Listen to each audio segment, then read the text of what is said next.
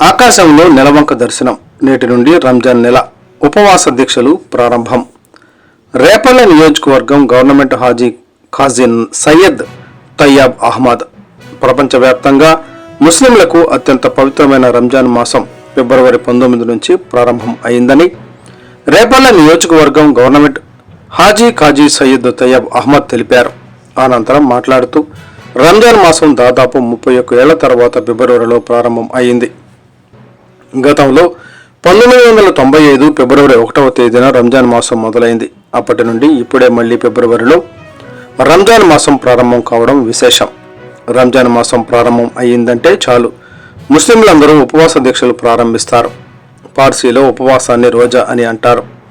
ఈ ఏడాది పవిత్ర మాసం ఫిబ్రవరి 19 నుండి ప్రారంభం. ఉదయం సెహరీతో ప్రారంభమవుతుంది. సాయంత్రం ఇఫ్తార్తో ఉపవాసాన్ని విరమిస్తారు. ఉపవాస దీక్షలు ఎందుకంటే ఉపవాసం అంటే దేవుడి కోసం ప్రాపంచిక సుఖాలను వదిలివేయడం అని అర్థం. ఉపవాస దీక్ష అంటే తపస్సు చేయడం వంటిదని ముస్లిం పెద్దలు చెబుతారు.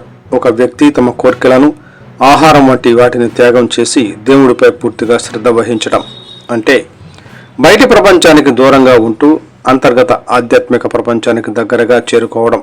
అంతేకాదు, ప్రతి వ్యక్తిలో ఉన్న అజ్ఞానం తొలగించుకుని జ్ఞానం అనే వెలుగులోకి వెళ్లడం. రంజాన్ నెల ప్రత్యేకతల గురించి వివరించారు. నియోజకవర్గ సోదరులకు రంజాన్ నెల శుభాకాంక్షలు తెలిపారు. ఈ కార్యక్రమంలో సయ్యద్ సుహేబ్, సయ్యద్ హన్ఫీ, జాహెద్, హఫీజ్, అలీంలు పాల్గొన్నారు.